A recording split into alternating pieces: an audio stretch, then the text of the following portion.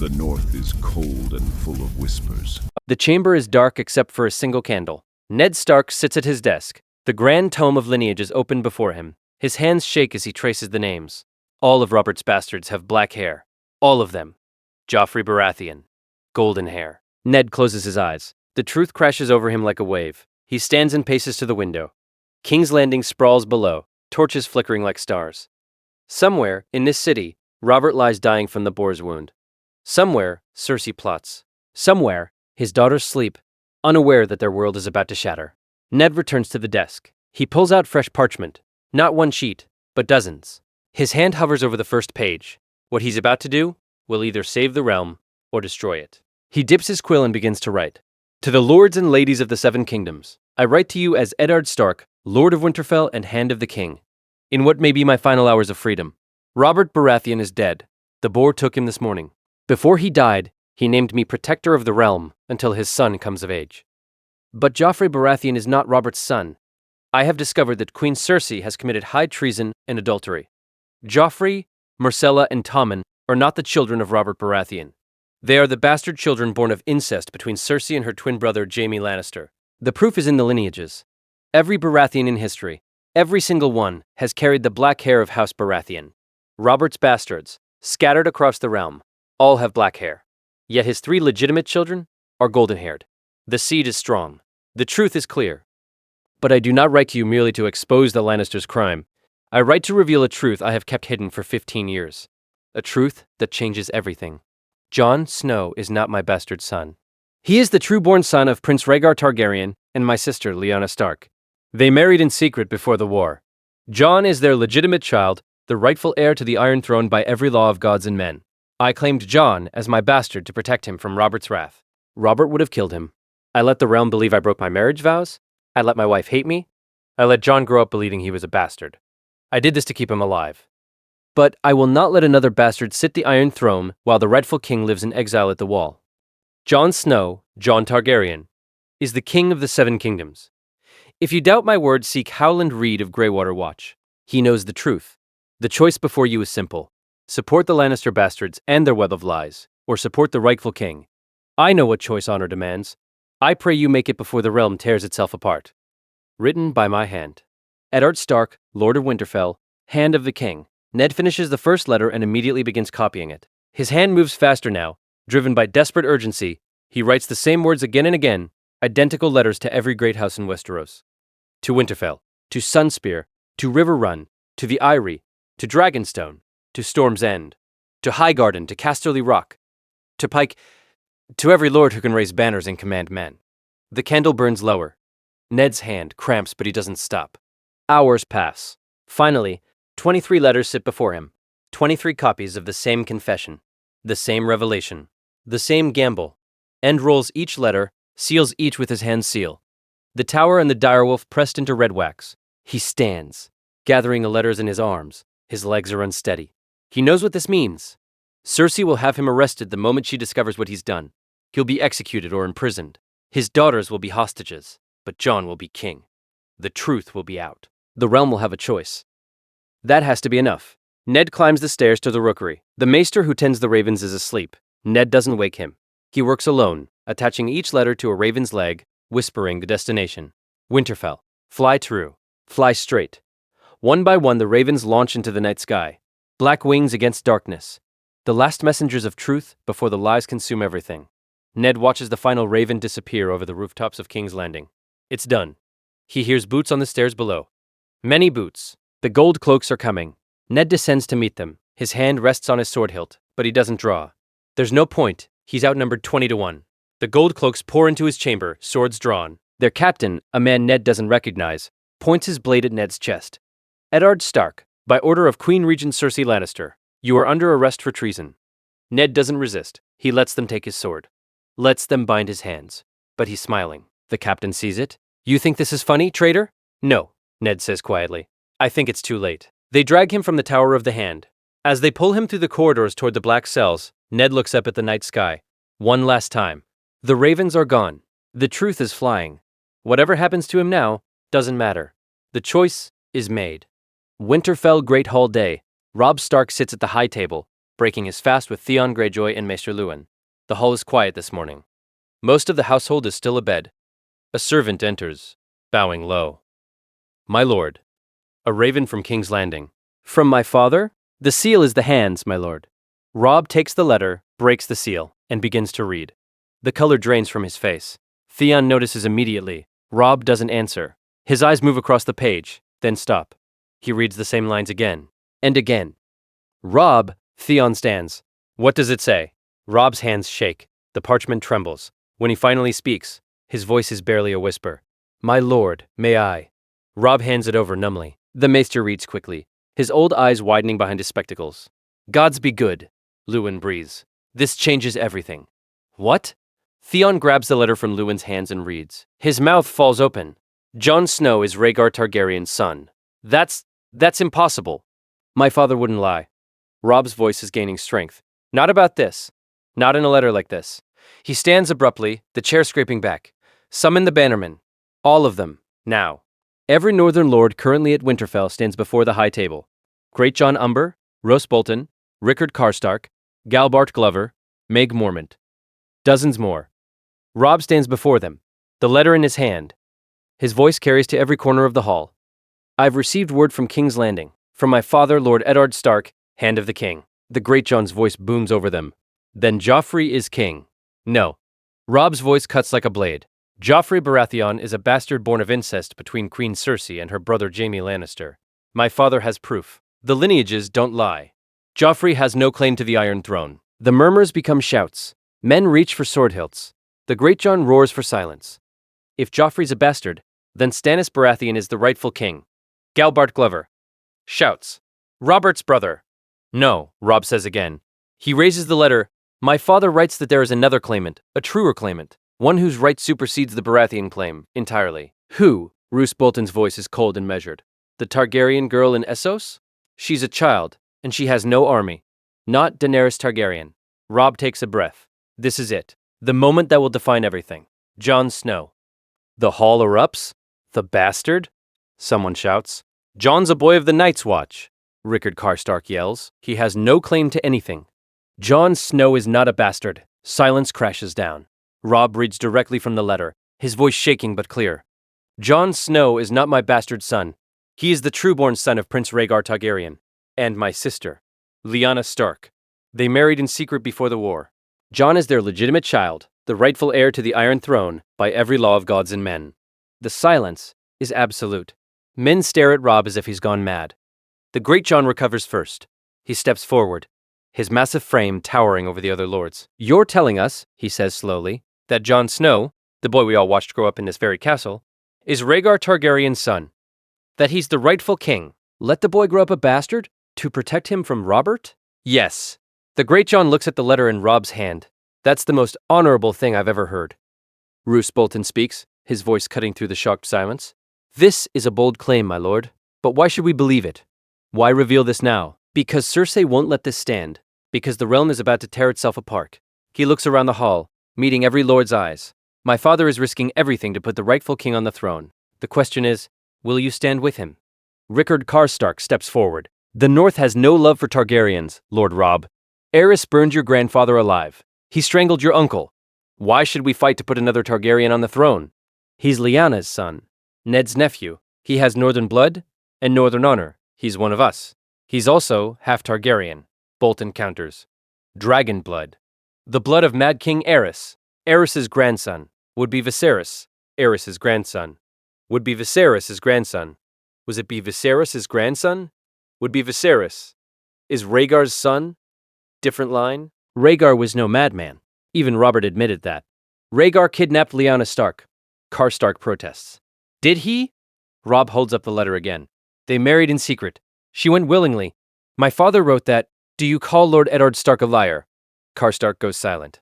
The Great John draws his sword. The hall tenses. But instead of threatening, he reverses the blade and kneels. I say this. If Eddard Stark, the most honorable man in the Seven Kingdoms, says Jon Snow is the rightful king, then Jon Snow is the rightful king. I'll follow him. Some faster than others. Meg Mormont kneels immediately. Galbart Glover follows. Even Rickard Karstark, after a long moment, bends his knee. Roose Bolton is the last. He doesn't kneel. He watches Robb with those pale, measuring eyes. "And what of you, Lord Robb?" Bolton asks quietly. "You're Eddard Stark's heir. You could declare yourself king in the North. Rule the North as an independent kingdom, as your ancestor Torrhen Stark once did before he bent the knee. Why give that power to Jon Snow? Because my father died to put the rightful king on the throne. I won't dishonor his sacrifice by stealing Jon's crown." Died? The hall goes silent again. "If the Lannisters haven't killed him already, they will soon," Robb says quietly. "My father knew that when he sent these letters. He did it anyway. For Jon. For the realm. For honor." He looks around the hall.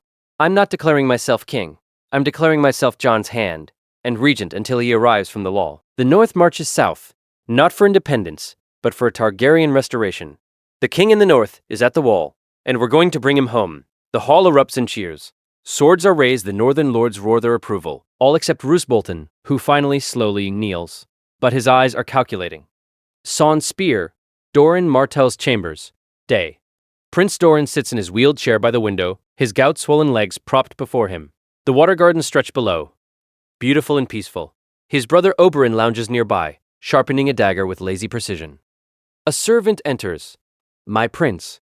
A raven from King's Landing. Doran takes the letter, breaks the seal, reads. His hands begin to shake. Oberyn notices. "Brother." "Doran, what?" Ellia's grandson lives. Oberyn freezes. The dagger stops mid-stroke. Doran looks up, and there are tears in his eyes. "Rhaegar's son. By Lyanna Stark. He lives. He's been hidden at the wall all these years. Raised as Eddard Stark's bastard." Oberyn is across the room in 3 strides. He snatches the letter and reads it hungrily.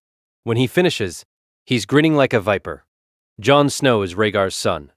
Oberyn breathes. "Ellia's stepson. Our nephew. Eddard Stark protected him," Doran says quietly. "For 15 years. Let the realm believe he broke his marriage vows. Let his wife hate him. All to keep Rhaegar's child safe from Robert."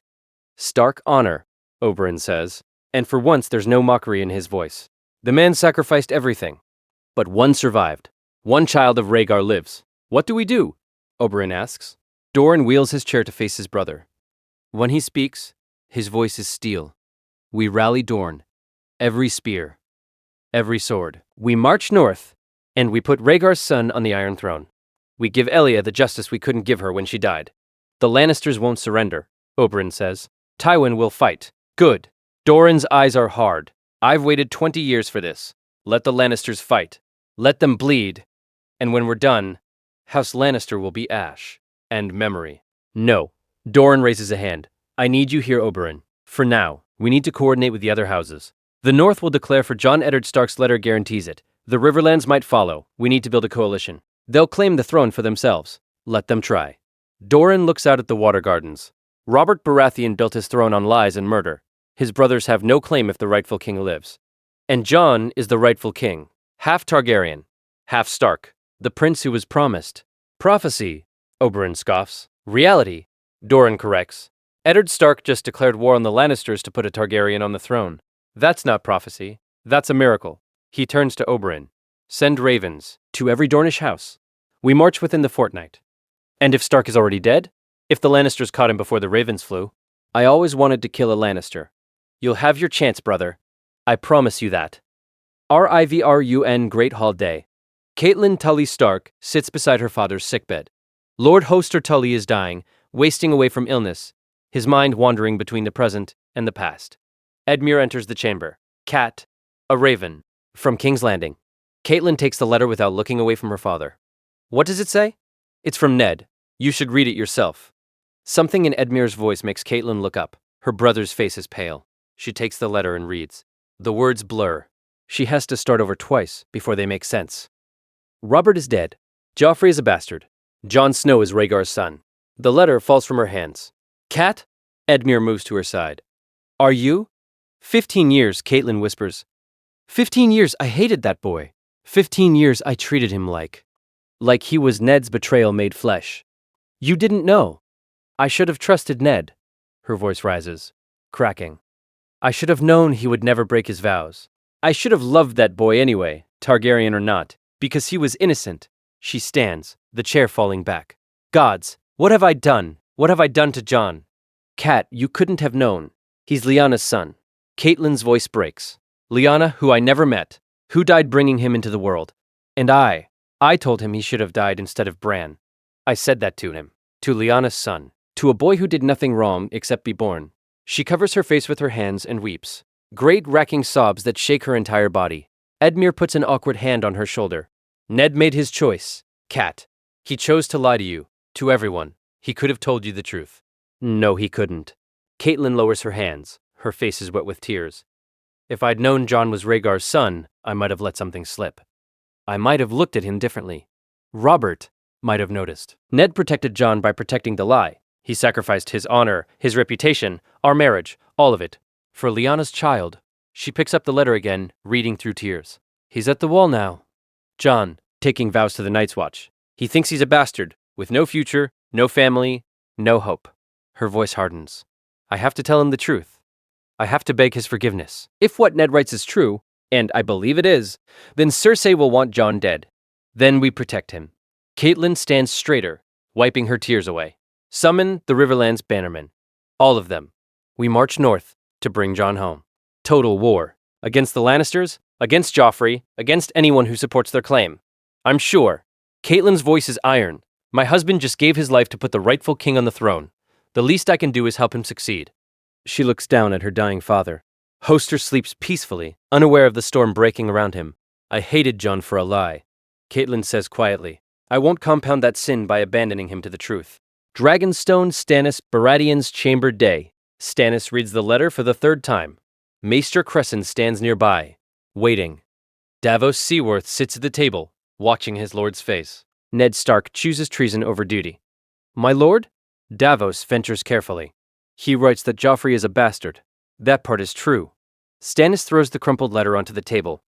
I discovered that truth with Jon Arryn. We had proof. The lineages, the bastards, all of it. Cersei and Jaime, incest. Then Lord Eddard confirms what you already knew, Crescent says. Yes. And then he commits treason by declaring a Targaryen pretender the rightful king. That would make him nothing. Stannis slams his hand on the table. Robert won the throne by right of conquest. He overthrew Aerys Targaryen lawfully. The Targaryen dynasty ended. The crown passed to Robert, and upon Robert's death, it passes to me. I am the rightful king. Not Joffrey, not some bastard boy at the wall claiming to be Rhaegar's whelp. My lord, Davos says carefully, if Jon truly is Rhaegar's legitimate son, then by the old laws, he would have a claim that predates Robert's conquest. But Robert's conquest was lawful. Aerys was mad. He burned men alive. He murdered Rickard and Brandon Stark. The realm rose against him justly. Robert's throne is legitimate. Then you acknowledge Jon has a competing claim, Crescent observes. Stannis glares at the old maester. I acknowledge that Ned Stark is trying to tear the realm apart with this fantasy. Jon Snow is Eddard Stark's bastard. This letter is a forgery, or Stark has gone mad with grief. If it's true, Davos presses. Stannis is silent for a long moment. If it's true, he says finally, then Ned Stark just started a war he cannot win. The Lannisters will never accept a Targaryen restoration. The Tyrells will stay neutral.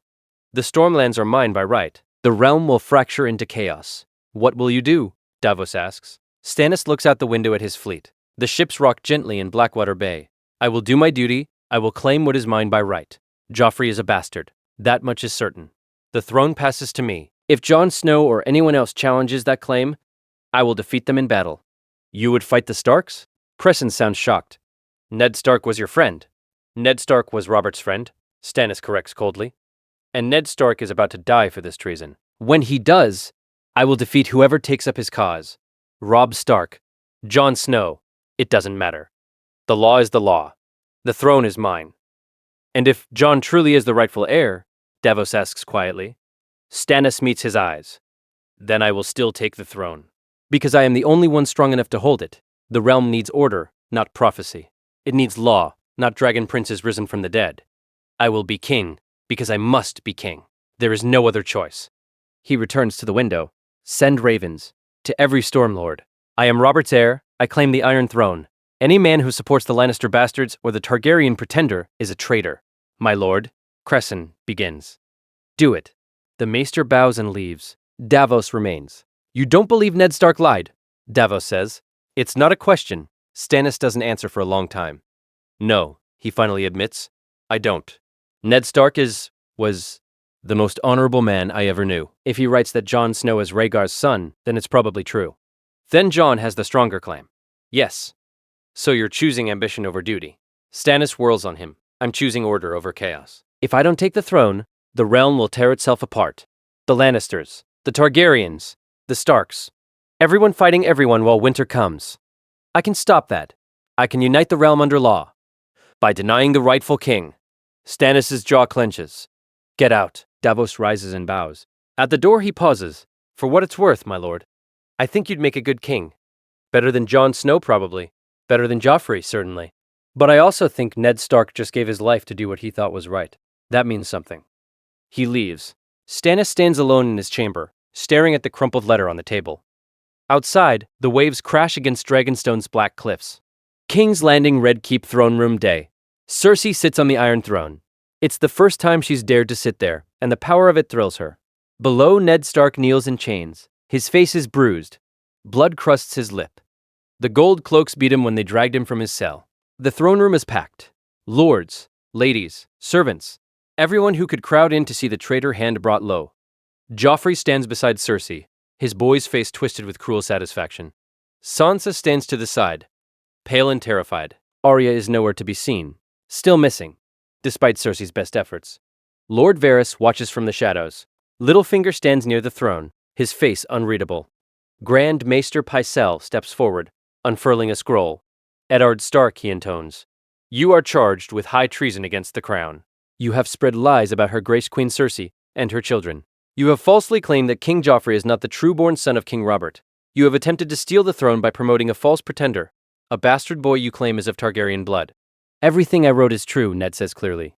His voice carries across the throne room. Joffrey is not Robert's son. He is the product of incest between Cersei and Jaime Lannister. And Jon Snow is the legitimate son of Rhaegar Targaryen and Lyanna Stark. Cersei leans forward. You dare repeat these lies to my face? They're not lies. Ned looks up at her. You know they're not. You've known all along what you are. What your children are. Liar! Joffrey shrieks. I am the king. My father was Robert Baratheon. Your father, Ned says quietly, was Jaime Lannister, the Kingslayer. Your uncle. Joffrey draws his sword. A new one. Jeweled and ornate. And starts down the steps. I'll kill you myself. You sent ravens, didn't you, before we arrested you? Letters to every house in Westeros, spreading your poison. Ned says nothing. It won't matter, Cersei continues. No one will believe you. You're a traitor grasping at anything to save yourself. A disgraced hand inventing fantasies about secret princes and hidden heirs. They'll believe me, Ned says, because I've never lied before, because my honor is known throughout the realm, and because Howland Reed will confirm every word. I fear nothing, Cersei stands. The Iron Throne cuts her hand, a small gash on her palm. She ignores the blood. You think you've won something by sending those letters. You've destroyed yourself for nothing. The realm will rally to Joffrey. To me. And your precious Jon Snow will die screaming at the wall before the month is out. You'll have to find him first, Ned says. And by the time you do, the North will have declared for him. Dorne will have declared for him. The Riverlands, the Vale house after house will choose the truth over your lies. Every house that declares for your pretender will burn. Every man who takes up arms for Jon Snow will die. I will extinguish House Stark. I will destroy the memory of Eddard Stark so completely that history will spit on your name. History, Ned says quietly, will remember that I died telling the truth. That's more than you'll ever have. Take him back to the Black Cells. Let him rot while we decide how he'll die. As they pull him toward the doors, Ned looks at Sansa one last time. She's crying, her hands covering her mouth. I'm sorry, he mouths. I'm sorry. Your Grace. Pycelle ventures, what shall we do about the letters? About the houses that might declare for, we kill them, Cersei interrupts. All of them, starting with Jon Snow. She looks at Varys. You have spies everywhere. Find the boy. Send assassins. I want him dead before he leaves the wall. Varys bows. As you command, Your Grace. Though I should mention that Lord Stark's letters have already reached their destinations. The ravens fly fast. By now every major house knows what he's claimed. Then they know he's a traitor, Joffrey says. Anyone who supports him is a traitor too. Quite so, Your Grace, Littlefinger murmurs. Though we should prepare for the possibility that some houses will believe Lord Stark's claims. The North. Certainly. Possibly Dorne. Then we crush them, Cersei says. Tywin is already assembling forces in the Riverlands. We'll have 40,000 men within a fortnight. The North can't match those numbers. Neither can Dorne. And if they combine forces? Varys asks delicately. Cersei's eyes are hard. Then we kill them all. Castle Black, Lord Commander's chambers. Day. Jon Snow stands before Lord Commander Jorah Mormont's desk, confusion and dread warring on his face. Ghost sits at his feet, the direwolf's red eyes fixed on the letter in Mormont's weathered hands. The old bear has read the letter 3 times. Each time, his expression grows more troubled. "Sit down, boy," Mormont says finally. "My lord, what's happened? Is it my father? My sisters? Sit down." His hands grip the armrests of the chair so tightly his knuckles turn white. Mormont slides the letter across the desk. "Read this. Then we'll talk." Jon takes the letter with trembling hands. He recognizes his father's handwriting immediately, the careful, precise script Ned Stark used for important documents. He begins to read. The first part about Robert's death makes his breath catch. The revelation about Joffrey being a bastard born of incest makes his eyes widen. Then he reaches the part about himself. "Jon Snow is not my bastard son. He is the true-born son of Prince Rhaegar Targaryen and my sister, Lyanna Stark. They married in secret before the war. Jon is their legitimate child, the rightful heir to the Iron Throne by every law of gods and men." Jon stops reading. His hands shake so badly the parchment rattles. "No," he whispers. "No. This is wrong. Father wouldn't—" "Keep reading," Mormont says quietly. Jon forces his eyes back to the letter. "I claimed Jon as my bastard to protect him from Robert's wrath. Robert would have killed him. I let the realm believe I broke my marriage vows. I let my wife hate me. I let Jon grow up believing he was a bastard. I did this to keep him alive." The letter slips from Jon's hands and falls to the floor. "My whole life was a lie." "Was it?" Mormont leans forward. "You're still the same boy who came to Castle Black. Still the same young man who saved Lord Commander Mormont from a white. The only thing that's changed is what you know about where you came from. Everything's changed." Jon stands abruptly, the chair scraping back. "Ned Stark wasn't my father. My mother was Lyanna Stark. My father was Rhaegar Targaryen, the man Robert Baratheon killed at the Trident. The man who supposedly kidnapped and raped my mother, except..." He stops, breathing hard. "Except he didn't. They married. She loved him. It was all a lie. The war, the rebellion. Everything." "Not everything," Mormont says. Aerys still burned Rickard and Brandon Stark alive. Robert's rebellion was still just, even if the cause wasn't what everyone thought. "I'm not even a bastard. I'm what? A prince? A king?" He laughs, and it's a broken sound. "I joined the Night's Watch to escape being a bastard. I thought that here, at least, I could be someone. That my birth wouldn't matter. And now I find out my birth matters more than anything else in the world. Jon, the letter says I'm the rightful heir to the Iron Throne. That Lord Eddard declared me king before he was arrested. That the realm is about to tear itself apart because of me." "Yes," Mormont says simply. Jon stops pacing. He looks at the old bear. "What do I do?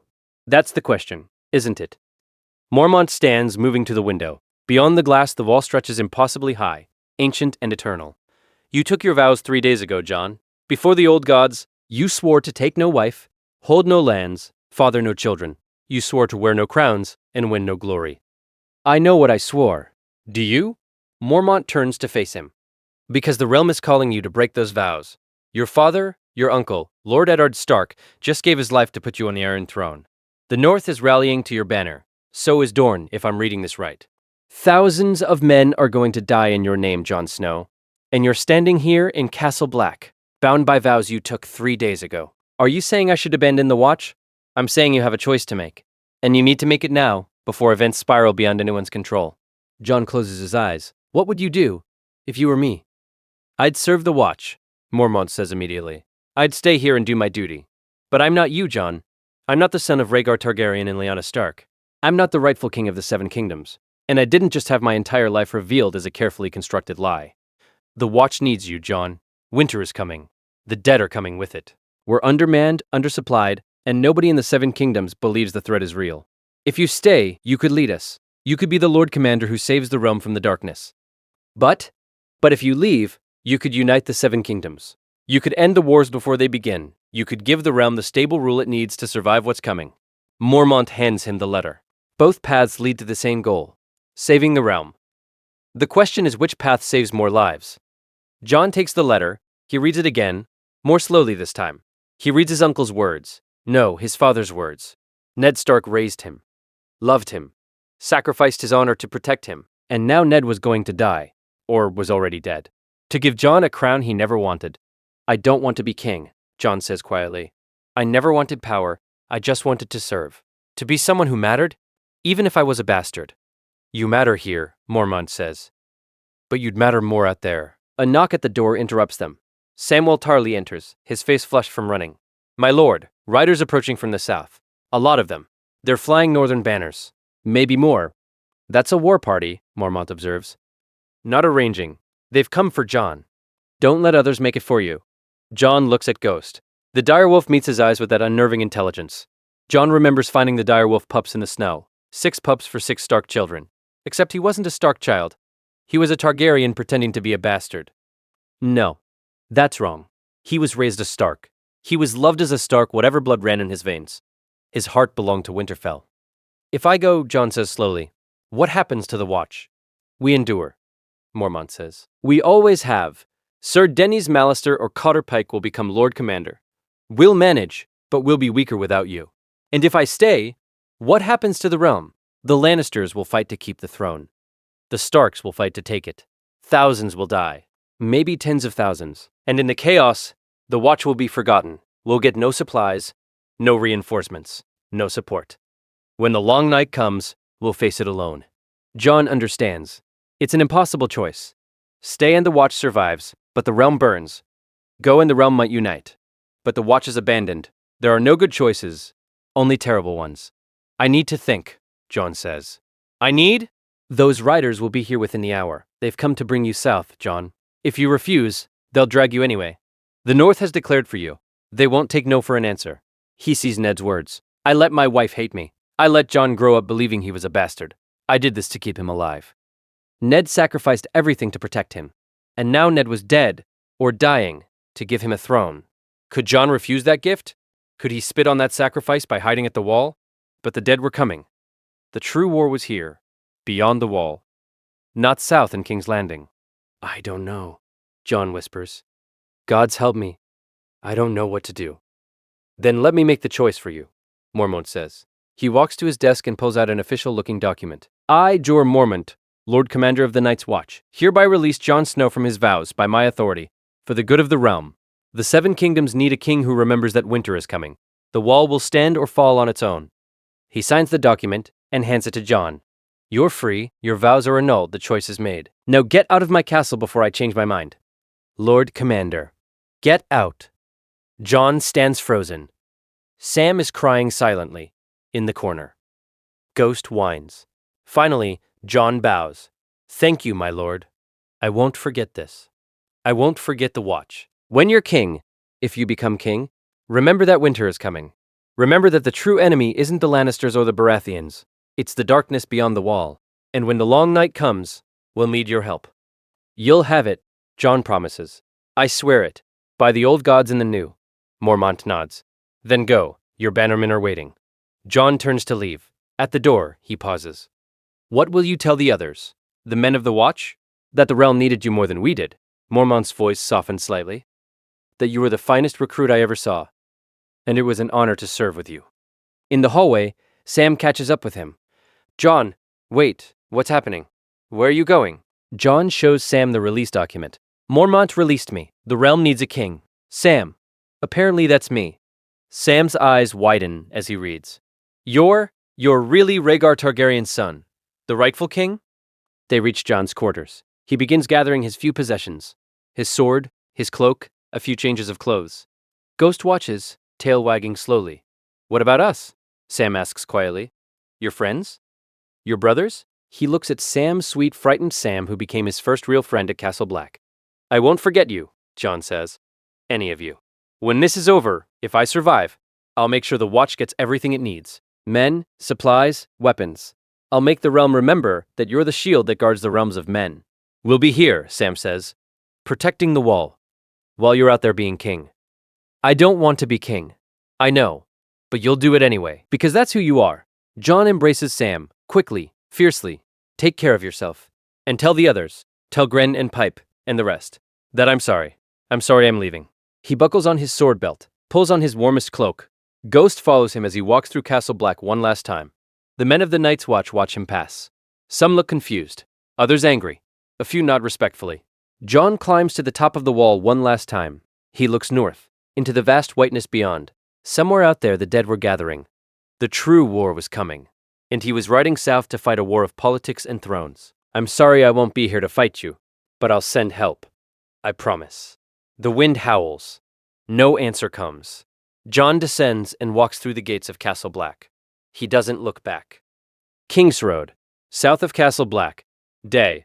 The Northern Riders wait in formation. 200 mounted men, their breath steaming in the cold air. The direwolf banners of House Stark snap in the wind. At their head sits a man Jon recognizes immediately, Hallis Mollin, the captain of Winterfell's guard. Jon approaches on foot, Ghost at his side. The riders see him, and a murmur runs through their ranks. Hallis dismounts and kneels. Your Grace. Jon flinches. Don't call me that. I'm just Jon. You're the king, my lord. Lord Robb declared it. The North declared it. Lord Eddard declared it before he died. Jon goes cold. Died. My father is dead. Lord Eddard was executed 2 days ago. Hallis says quietly. Queen Cersei beheaded him on the steps of the Great Sept of Baelor for treason. The world tilts. Jon staggers. Ghost presses against his leg, steadying him. No, Jon breathes. No, he can't be. He was supposed to be Hand of the King. He was supposed to be safe. He sent the letters declaring you the rightful king, Hallis says. The Lannisters arrested him for it. They offered him mercy if he recanted. He refused. He died with honor, my lord. He died proclaiming the truth. Jon's legs give out. He falls to his knees in the snow. Ghost whines and licks his face. Ned Stark is dead. The man who raised him, loved him, protected him. The only father Jon ever knew. Dead. Executed. For him. I killed him, Jon whispers. I killed my father. Hallis kneels beside Jon. The Lannisters killed him. Queen Cersei killed him. You did nothing wrong. He died because of me, because he told the truth about me. If I didn't exist, if Rhaegar and Lyanna if you didn't exist, Joffrey Baratheon would still be a bastard born of incest, sitting on a throne he has no right to. Hallis says firmly. Lord Eddard died doing what was right. He died putting the rightful king on the throne. Don't dishonor his death by blaming yourself. Jon can't speak. He's crying now, tears freezing on his cheeks. Ned is dead. Sansa and Arya are in King's Landing, hostages of the Lannisters. The realm is tearing itself apart. And it's all because of him. Your Grace, Hallis says gently, we need to ride. Lord Robb is waiting at Moat Cailin with 20,000 men. He's marching south to avenge his father and crown his king. That's you. I don't want it. Jon says, the crown, the throne, any of it. I know, but you don't have a choice anymore. Lord Eddard made sure of that. He gave his life for this. You can't waste that sacrifice. Jon forces himself to stand. He wipes his eyes. Where's Robb now? What are they doing? Tywin Lannister is assembling forces in the Riverlands, maybe 30,000 men. With more coming, he's fortifying Harrenhal and the Twins. He means to stop us before we can reach King's Landing. Colder than he's ever heard himself sound. How long to reach Moat Cailin? 5 days hard riding, Your Grace. Jon looks back at Castle Black one last time. The wall looms impossibly high, ancient and eternal. He's abandoning it. Abandoning the Watch. Abandoning the true war to fight a war of politics and revenge. But Ned is dead. Ned died for him. Jon can't waste that sacrifice. Let's ride, he says. Hallis stands and calls to the men. Mount up. We ride for Moat Cailin. The king in the north. The king in the north. He's Jon Targaryen, Jon Stark, the rightful king. And he has a realm to save. Moat Cailin, Robb's command tent 5 days later. The northern army sprawls across the marshy ground around Moat Cailin. 20,000 men. Tents stretch for miles. Cookfires burn. Horses whinny. Steel rings on steel, as men train. Inside the command tent, Robb Stark paces. The great Jon sits at the table sharpening his sword. Roose Bolton stands near the entrance, watching everything with his pale eyes. Mage Mormont studies a map. Rickard Karstark drinks from a wineskin. A horn sounds. 3 short blasts. He's here. Robb breathes. He strides to the tent entrance. Jon rides into camp at the head of Hallis Mollin's escort. He's wearing black, still dressed as a man of the Night's Watch, though he's not one anymore. Ghost lopes at his horse's side. Robb sees his brother and breaks into a run. Jon dismounts. He sees Robb coming, and his careful composure cracks. They collide in an embrace. Robb is crying. Jon is crying. They hold each other like drowning men. I'm sorry, Robb says. Gods. Jon. I'm so sorry about father. He died for me, Jon chokes out. He died to make me king. They stand there for a moment. 2 brothers grieving the father they both loved, though only one of them was actually his son. The thought makes Jon pull away. Robb, I don't know if I can do this. Be king, lead armies. You're Lyanna Stark's son. You're my brother. And you're the rightful king of the Seven Kingdoms. That's not a choice anymore, Jon. That's just who you are. Jon wants to argue, wants to refuse. But then he sees the Northern Lords emerging from the command tent. The Great Jon, Roose Bolton, Rickard Karstark, Maegee Mormont. One by one, they kneel. Your Grace, the Great Jon rumbles. We've waited a long time to see a true king. Welcome home. Jon looks at Robb helplessly. Robb just nods. Thank you, my lords, Jon says. His voice sounds strange to his own ears. Formal, distant. Please rise. I'm still just Jon. You have your mother's face. Lyanna Stark was the most beautiful woman in the North. You favor her. Jon doesn't know what to say to that. He never knew his mother, never even saw a picture of her. Come, Robb says. We have much to discuss. The War Council is waiting. Robb points to the Riverlands. Tywin Lannister has 30,000 men here at Harrenhal. He's blocking the direct route to King's Landing. If we march south, we'll have to go through him. How many men do we have? Jon asks. 20,000 Northerners. Another 5,000 Riverlands forces under my uncle Edmure. They're at Riverrun. The Freys at the Twins could add another 4,000 if we can secure their allegiance. Walder Frey will demand a price for his support. What kind of price? Jon asks. Marriage pact, most likely. The Great Jon says. Old Walder has daughters and granddaughters to spare. He'll want one of them wedded to a great house. You're the heir to Winterfell. He'll want you. Probably, Robb agrees. But we'll deal with that when we come to it. Right now we need to focus on Tywin. We can't beat 30,000 Lannisters with 20,000 Northerners, Jon says. No, Robb agrees. But we're not fighting alone. Dorne has declared for you. Prince Dorne is sending 15,000 men north under his brother Oberyn Martell. They're already marching. Rhaegar was married to Elia Martell before your mother. You're Elia's stepson in their eyes. They see this as a chance to avenge her murder and restore the Targaryen dynasty. But I'm not really a Targaryen, Jon protests. I was raised a Stark. I don't even know what it means to be a Targaryen. You're half Targaryen, half Stark, Robb says. That's your strength, Jon. You're the bridge between the old dynasty and the new order. The North trusts you because you're Ned Stark's son, his nephew. Dorne trusts you because you're Rhaegar's heir. Together, we can unite the realm. And if we can't, the realm descends into tyranny.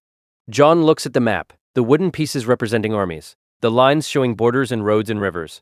This is real. This is happening. Thousands of men are marching to war because of him. What about Stannis? Jon asks.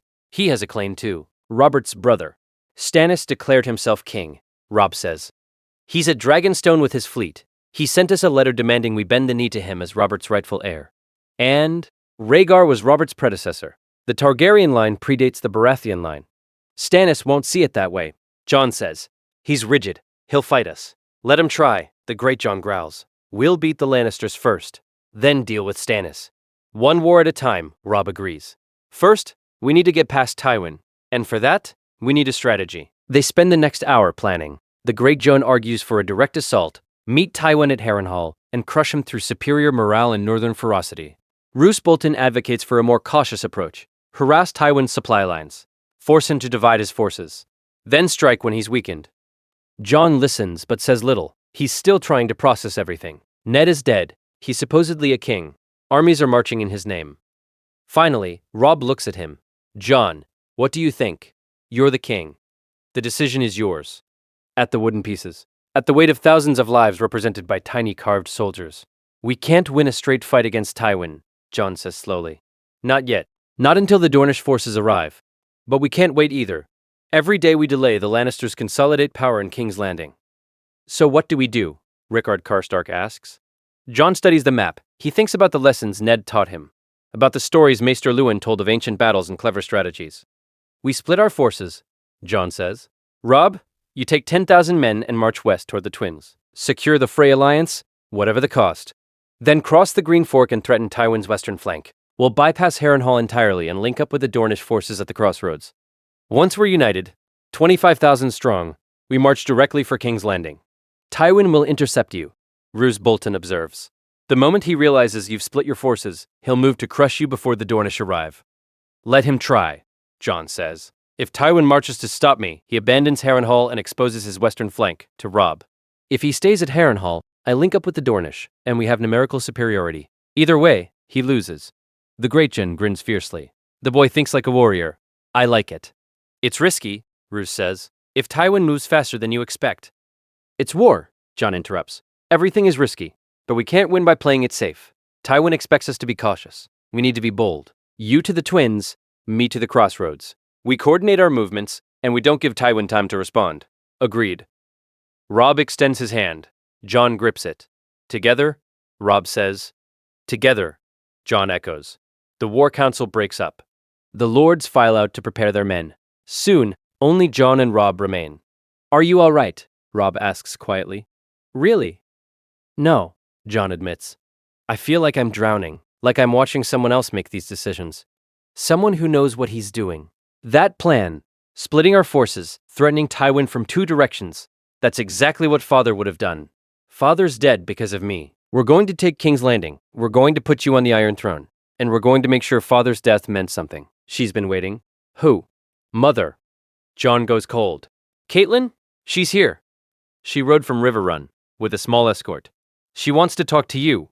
Alone. He and Catelyn never got along. She hated him his entire childhood. The walking reminder of Ned's supposed betrayal. Except it wasn't Ned's betrayal. It was Ned's sacrifice. Where is she? Jon asks. Her tent. I'll take you. They walk through the camp. Soldiers watch Jon pass and whisper. Some kneel, others just stare. Jon feels their eyes on him like physical weight. Robb stops outside a tent flying the Tullychat banner. She's inside. Jon, be patient with her. She's grieving Father, and she's spent the last 15 years hating you for something that wasn't your fault, or Ned's. I know.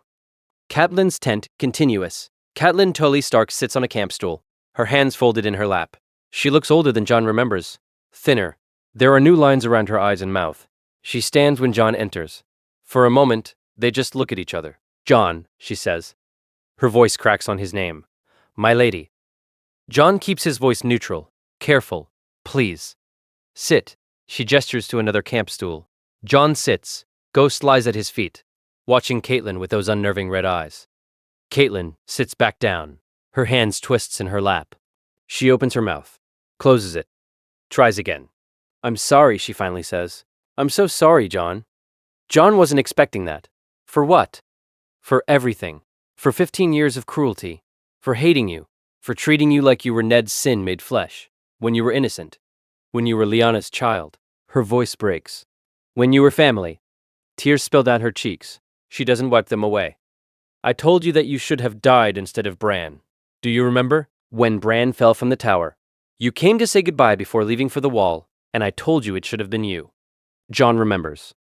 The words had cut deeper than any blade. I remember, he says quietly. I can't take those words back. I can't undo 15 years of coldness and cruelty, but I need you to know. She looks at him, her eyes desperate. I need you to know that I'm sorry. That I was wrong. That if I could go back and change it, I would love you as you deserve to be loved. As Ned loved you, as Lyanna would have wanted. He spent his entire life believing Catelyn hated him because he was proof of Ned's betrayal. Learning the truth, that there was no betrayal, that Ned sacrificed everything to protect him, changes everything. You didn't know, Jon says finally. How could you? Father Ned, he lied to everyone.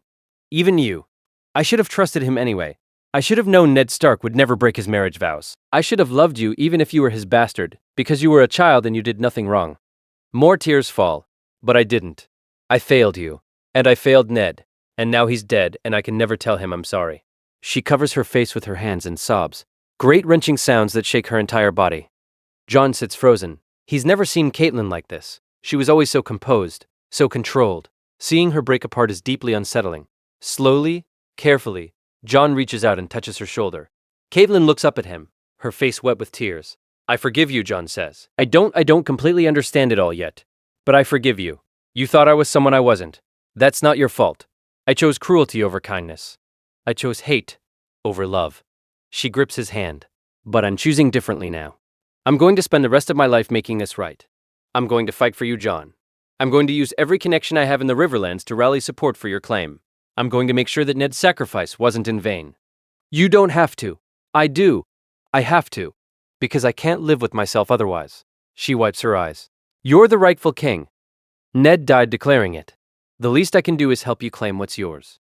Jon pulls his hand back gently. I don't want the throne. I never did.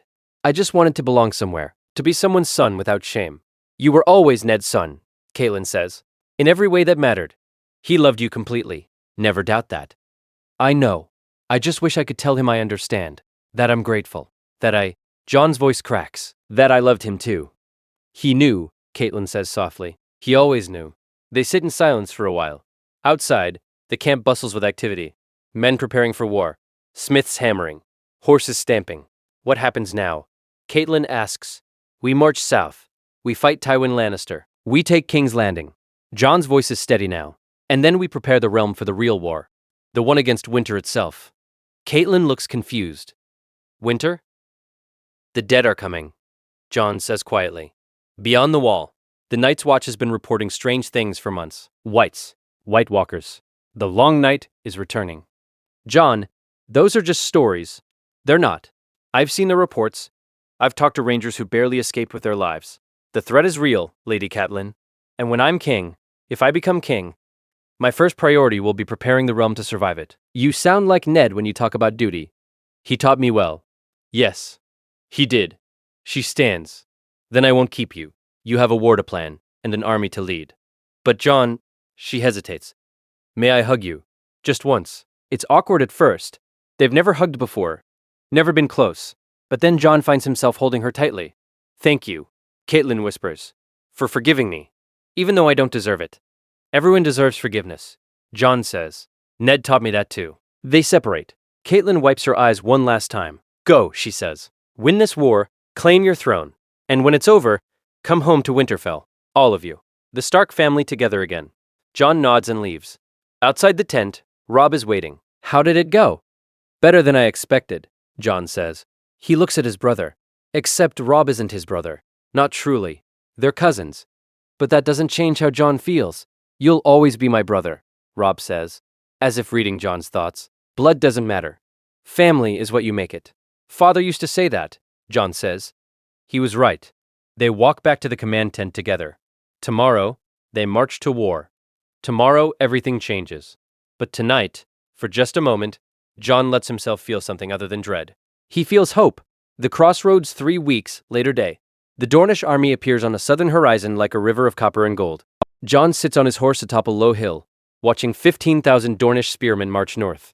Their banners snap in the wind. The red sun and golden spear of House Martell. The purple lightning of House Dane. The falling star of House Fowler. Dozens of lesser houses, all marching under the command of one man. Oberyn Martell rides at the head of the column. Even from a distance, Jon can see the Red Viper's distinctive armor, gleaming bronze scales, a golden sun emblazoned on the breastplate. The man moves like a predator, graceful and dangerous. That's a lot of spears, Tormund Giantsbane observes. The wildling has attached himself to Jon's retinue, offering advice and colorful commentary in equal measure. Dornishmen fight mean, poisoned weapons, ambushes. They don't fight fair. Neither do we, Jon says. His northern army, 10,000 strong, waits behind him in formation.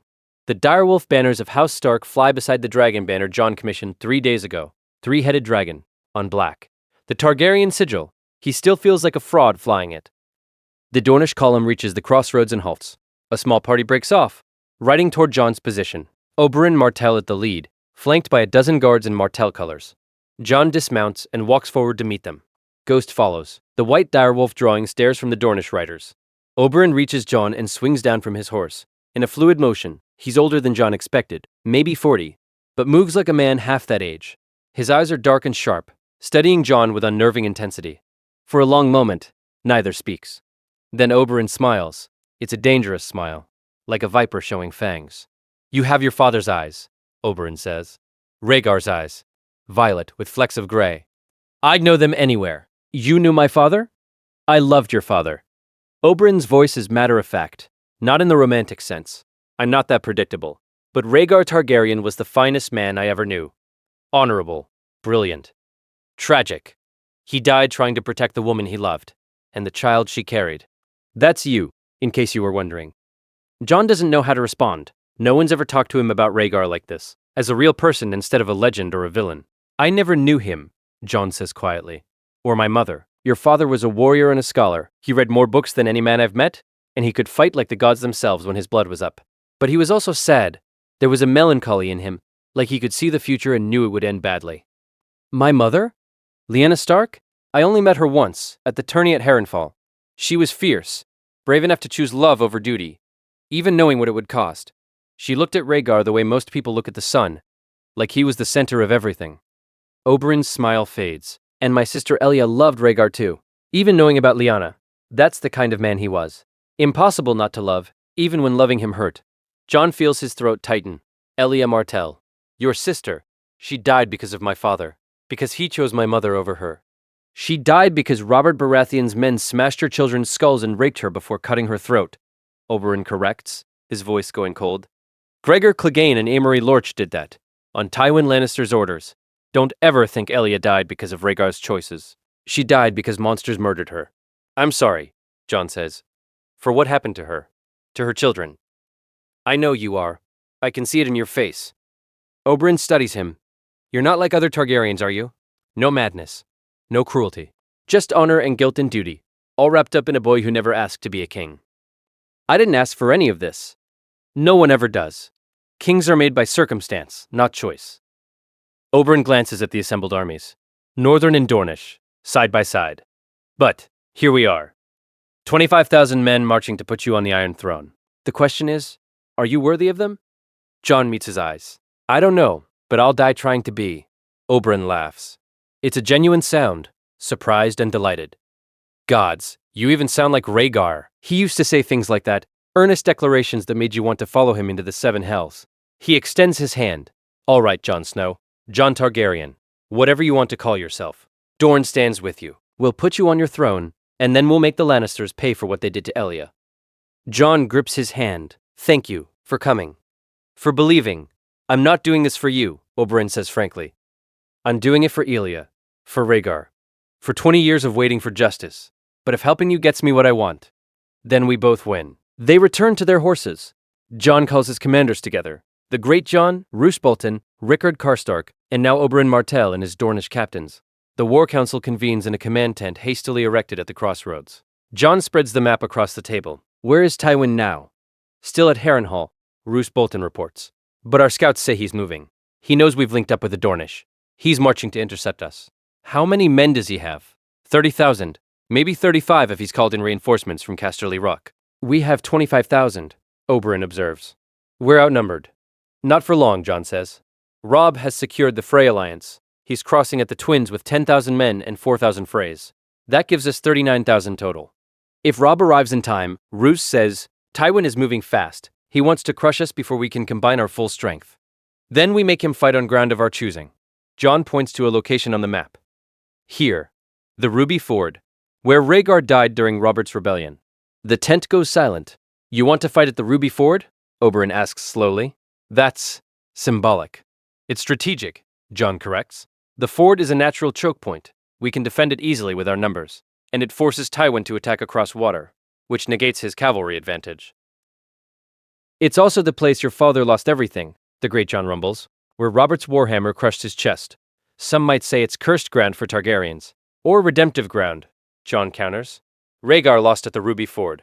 I'm going to win there. That sends a message to the entire realm. Oberyn grins. I like it. Poetic justice. We beat the Lannisters where Rhaegar fell to Robert. It's perfect. It's risky, Roose says. If we lose, we won't lose, Jon interrupts. His voice has an edge now. Tywin expects us to run. To avoid battle until we have overwhelming numbers. We're going to stand and fight. We're going to prove that Jon Targaryen is not afraid of the Lannisters. The Great Jon slams his fist on the table.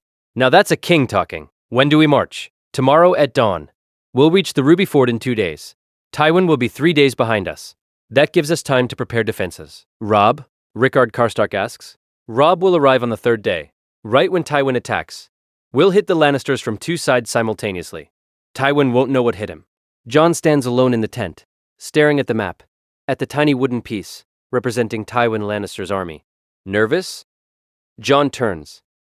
Oberyn has returned, a wineskin in his hand. Terrified, Jon admits. I've never commanded an army before, never fought in a real battle. What if I make the wrong call?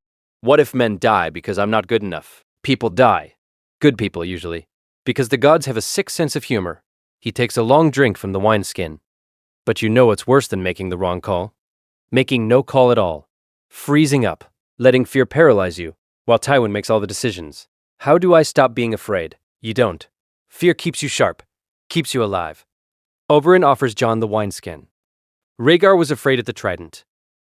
I know, because I talked to him the night before.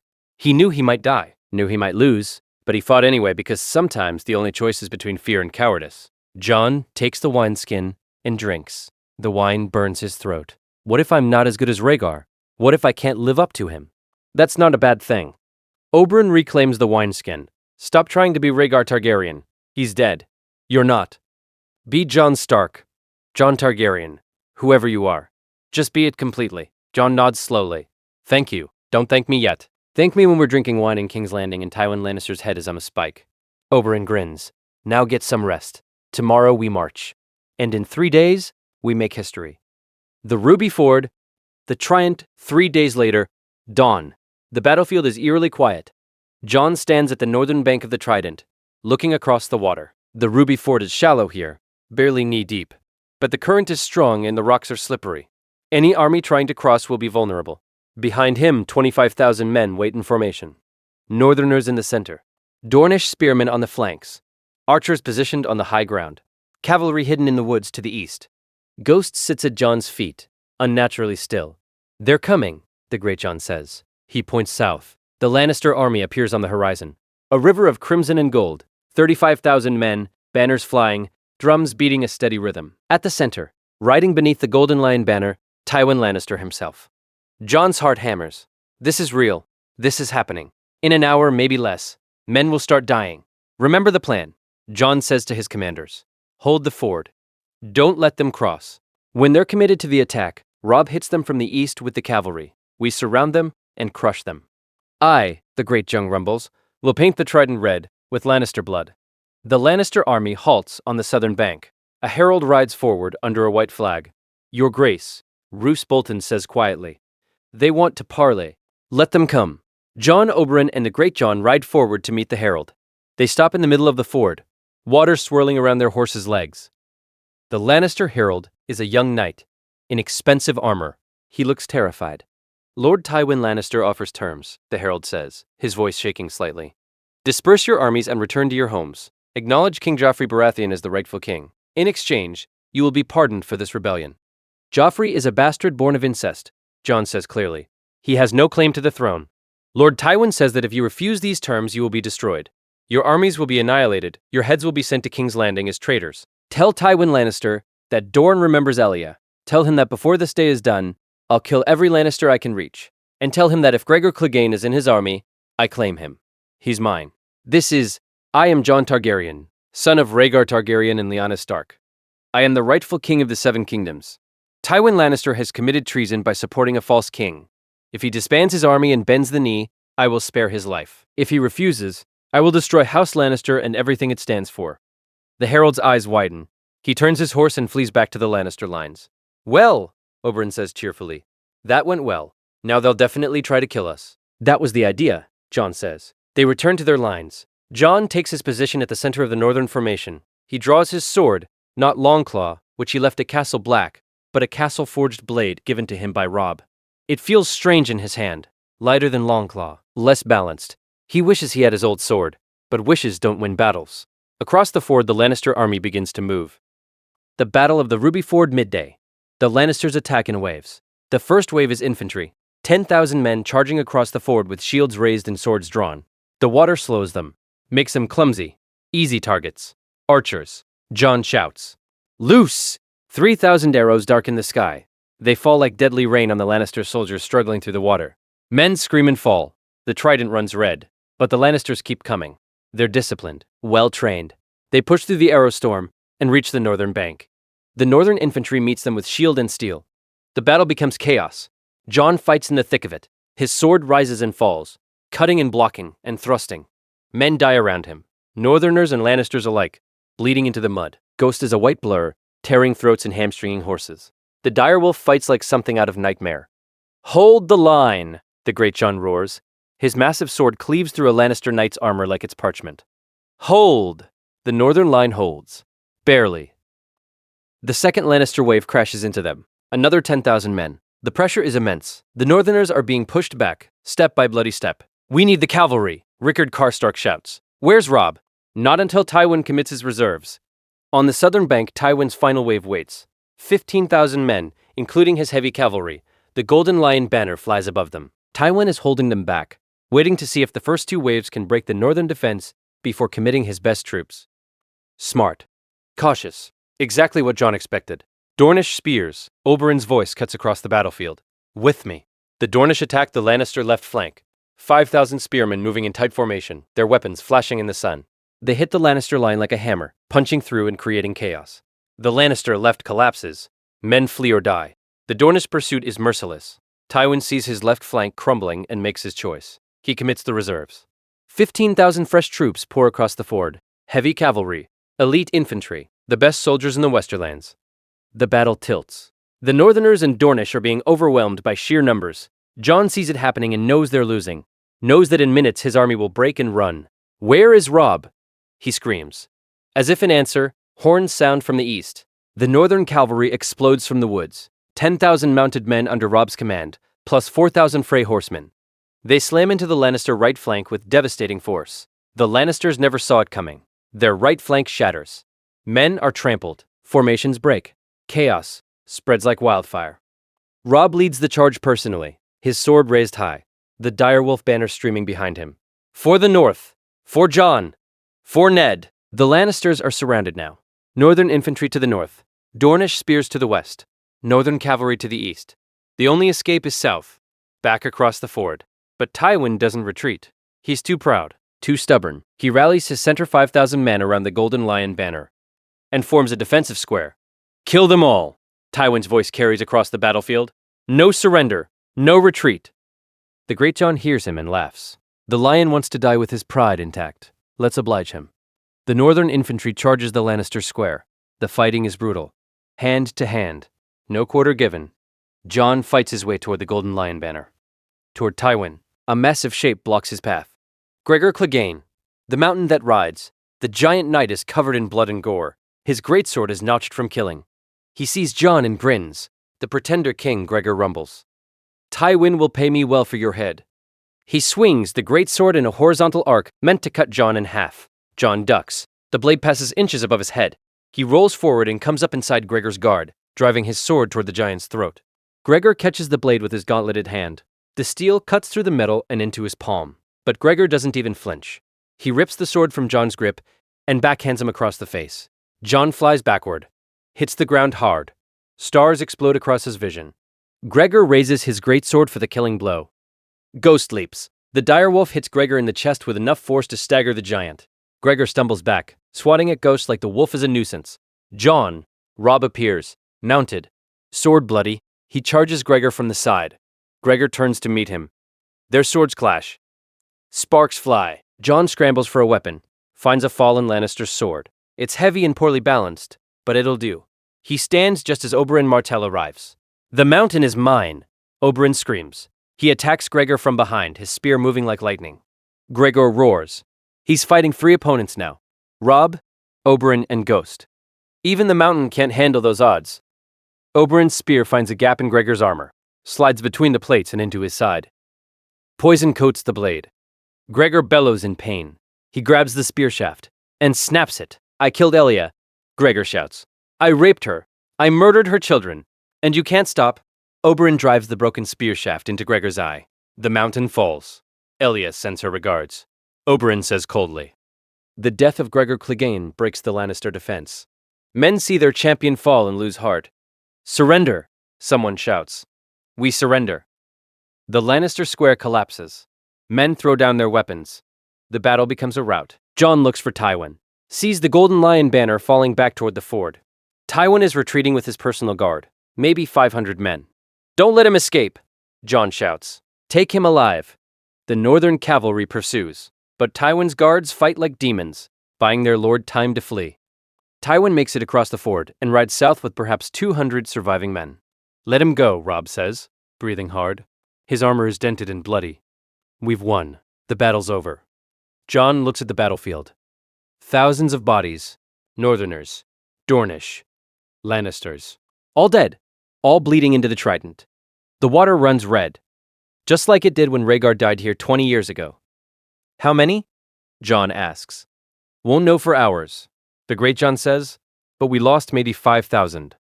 The Lannisters lost at least 20,000. We captured another 10,000. The rest fled with Tywin. 25,000 casualties, Jon says quietly. In one afternoon? That's war, Oberyn says. He's cleaning Gregor's blood off his spear. But we won, Your Grace. We beat Tywin Lannister. The road to King's Landing is open. Jon looks south. Somewhere beyond the horizon, King's Landing waits.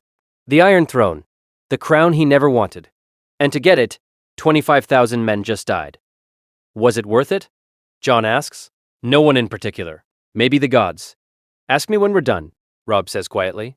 When the war's over and the realm is at peace. Then we'll know if it was worth it. He puts it in his pocket and turns away from the battlefield. Tomorrow, they march on King's Landing. Tonight, they bury the dead. King's Landing Red Keep throne room 2 weeks. Later, the city falls without a siege. Tywin retreats to King's Landing with his surviving forces. Maybe 5,000 men, exhausted and demoralized. He barricades the gates and prepares for a siege. But Jon's army is 40,000 strong now. When Stannis Baratheon's fleet appears in Blackwater Bay, the situation becomes hopeless. Stannis hasn't come to help Jon, he's come to claim the throne for himself. But the result is the same. King's Landing is surrounded, by land and by sea. Cersei, desperate and cornered, orders the pyromancers to ignite the wildfire caches beneath the city. She'll burn King's Landing to ash before letting Jon take it. Jaime Lannister learns of the plan. He faces the same choice he faced with Aerys the Mad King. Save the city, or obey his queen. Jaime chooses the city. He kills Cersei with his own hands, stabs her through the heart while she screams at him to burn it all. Then, he opens the gates to Jon's army. Jon enters King's Landing at the head of his troops. The small folk line the streets, watching in silence as the Targaryen pretender marches to the Red Keep. In the throne room, Joffrey sits on the Iron Throne. He's alone except for a handful of Kingsguard who haven't abandoned him. Jon walks up the steps. Joffrey draws a sword. Heart-eater, the blade he used to execute Ned. I'm the king, Joffrey screams. I'm Robert Baratheon's son. You're nothing. A bastard.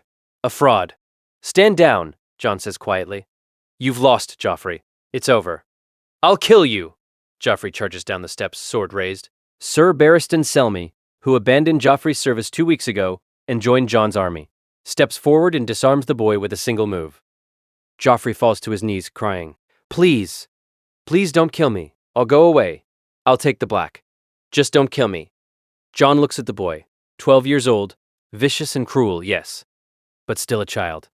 A child who never chose his parents or his birth. You won't die, Jon says, but you won't be king. You're Joffrey Hill now, a bastard, like I was. You'll be sent to the Citadel to become a maester, a new life, a chance to be better than what you were raised to be. Jon stands before the Iron Throne, the seat of power his father died fighting for. The crown Ned gave his life to put on Jon's head. He doesn't sit, not yet. Where's Tywin? Jon asks. He's taken his own life, Sir Barristan reports. Poison, rather than face capture and execution. Jon nods. He feels nothing, just emptiness. And Stannis, what does he want? An audience with you, Your Grace. He's waiting outside. Let him in. Stannis Baratheon enters the throne room, with Davos Seaworth at his side. He looks at Jon for a long moment, then at the Iron Throne. You won, Stannis says. His voice is flat. The realm is yours. I don't want it, Jon says. Stannis' eyebrow raises. Then why did you fight? Why did thousands of men die? Because my father, Ned Stark, believed it was the right thing to do. Because the Lannisters needed to be stopped. Because Joffrey was a monster on a throne he had no right to. Jon looks at the Iron Throne. But I don't want to be king. I never did. Then abdicate, Stannis says. Name me king. I'm Robert's brother. I have a claim. A weaker claim than mine, Jon says. Rhaegar was Robert's predecessor. The Targaryen dynasty predates the Baratheon line. Robert won the throne by conquest. That makes it his by right. What does that make it?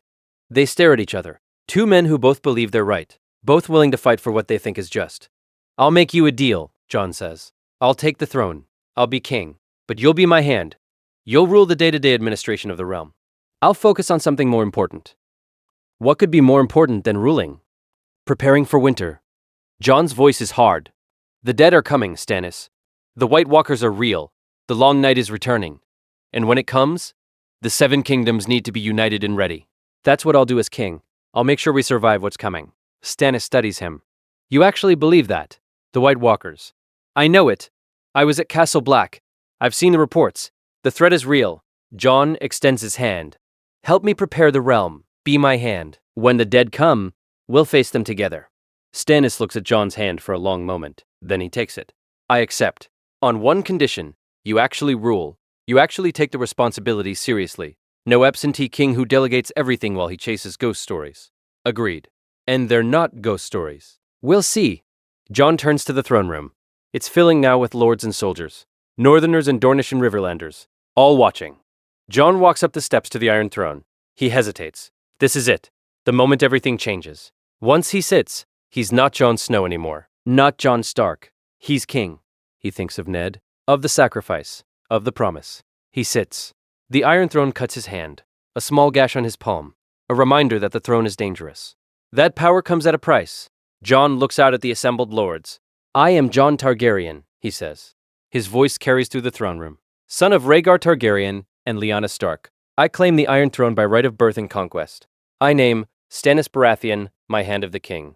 I name Robb Stark, Warden of the North. I name Oberyn Martell, Master of War. He takes a breath. And I declare that the wars are over. The Game of Thrones is finished. From this day forward, we prepare for the true war. The war against winter. The war against the darkness beyond the wall. Every resource, every soldier, every smith and farmer and lord in the Seven Kingdoms will focus on one goal, surviving the long night. Silence greets his words. Men exchange confused looks. Then the great Jon's voice booms. The king in the north. The Dornish shout, Rhaegar son. The chant spreads, becomes deafening. Jon sits on the Iron Throne and feels the weight of a crown he never wanted settling on his shoulders. But he'll bear it. For Ned. For the realm. For the future. And Jon Targaryen will be ready. 6 months later, the Wall Castle Black. Jon stands on top of the wall, looking north. Ghost sits beside him, the direwolf's white fur rippling in the wind. 6 months as king. 6 months of sending resources to the Night's Watch, of stockpiling dragonglass, of training armies for winter warfare. Most of the realm thinks he's mad, preparing for an enemy that doesn't exist, wasting resources on ghost stories. But Jon doesn't care. He knows the truth. Maester Aemon appears beside him. The old man is dying, his health failing rapidly, but he insisted on coming to the wall one last time. Do you ever regret it? Aemon asks quietly. Taking the crown. Every day, Jon admits. I wanted to serve the Watch, to fight the real war here, not play politics in King's Landing. You're fighting the real war, just from a different position. Aemon looks north. A Targaryen alone in the world is a terrible thing. But you're not alone, Jon. You have the North. You have Robb. You have the realm. That's your strength. I left the Watch when it needed me most. You left to save the realm. So the realm would be strong enough to help the Watch when the time came. Aemon puts a frail hand on Jon's shoulder. You made the right choice. Ned would be proud. I never got to tell him I understood. That I was grateful. He knew. He always knew. They stand in silence, looking north at the endless white. They're coming, Jon says quietly. Soon. I can feel it. You gave us hope. Jon unsheaths his sword. Longclaw, reclaimed from Castle Black when he became king. The Valyrian steel gleams in the pale sunlight. I'm not a prince, Jon says quietly. I'm not a bastard. I'm not even sure what I am anymore. But I know this. When the dead come, I'll fight them. As a Stark, as a Targaryen, as whatever I need to be. Ghost howls. The sound echoes across the wall. In the distance, the aurora borealis flickers, green and blue lights dancing in the northern sky. Beautiful and terrible. Jon thinks about Ned, about Robb and Catelyn waiting for him in Winterfell, about Sansa and Arya, finally home safe, about the crown he wears and the responsibility it brings. He thinks about the Iron Throne sitting empty in King's Landing while he stands here, at the edge of the world, preparing for a war most people don't believe is coming. Your Grace, a messenger says, climbing to the top of the wall. Lord Commander Mallister requests your presence. The Rangers have returned from beyond the wall. They've found something. What? The messenger's face is pale. Bodies, Your Grace. Thousands of them. Walking. The dead are on the move. Jon exchanges a look with Aemon. It's starting, the old maester says. Jon sheathes Longclaw and turns to the messenger. Send ravens to every castle, every holdfast, every lord in the Seven Kingdoms. Tell them the long night has come. Tell them to prepare. And if they don't believe us, they will. Jon's voice is hard. Because I'm not just sending warnings. I'm sending armies. Dragonglass. Food. Weapons. Everything they need to survive. And I'm marching north myself. Your Grace, you can't. I can and I will. I'm done ruling from a distance. I'm done playing king in a castle while the real war happens here. Jon starts walking toward the stairs. Send word to Stannis. Tell him he's regent until I return. Tell Robb to bring the northern army to the wall. Tell every fighting man in the 7 kingdoms that their king needs them. Where will you be? Jon stops at the top of the stairs, looks back at the messenger. At Aemon. At Ghost. Here, at the wall, where I should have been all along. He descends the stairs. Behind him, Maester Aemon smiles. A Targaryen who kept his vows, Aemon says to no one. Ned Stark would have loved that. The final scene. Jon stands in the courtyard of Castle Black. The Night's Watch assembles before him. They're stronger now than they were 6 months ago, reinforced with men and supplies. Jon sent as king. Lord Commander Mallister kneels. Your Grace, welcome home. I'm not here as a king, Jon says. I'm here as a brother. I abandoned the Watch once. I won't do it again. You didn't abandon us. You saved the realm so the realm could save us. The Valyrian steel catches the light. The dead are coming, he says to the assembled Watch. In numbers we can't imagine. They'll attack the wall with everything they have, and we're all that stands between them and the 7 kingdoms. Some he knows. Some are strangers. All of them afraid. I won't lie to you. Many of us will die. Maybe all of us. But we'll die protecting the realm. We'll die doing our duty. And that means something. We are the shield that guards the realms of men. We've said those words 1,000 times. Now we prove them. Winter is here. The long night is beginning. And we will face it together. The men of the Night's Watch raise their swords and roar. Jon looks north one last time. The darkness is gathering. The true enemy is coming. But Jon Targaryen, Jon Stark, Jon Snow, whoever he is, stands ready. The Game of Thrones is over. The war for the Dawn has begun. And Jon will fight it to his last breath, because that's what Ned taught him. That's what honor demands. That's what kings do. The final image. Jon standing on the wall at sunset, longclaw in hand, Ghost at his side, looking north as snow begins to fall. Behind him, an army assembles. Before him, darkness gathers. He doesn't flinch, doesn't retreat. Winter has come, and the king in the north is ready. Let us know what you'd like to see next.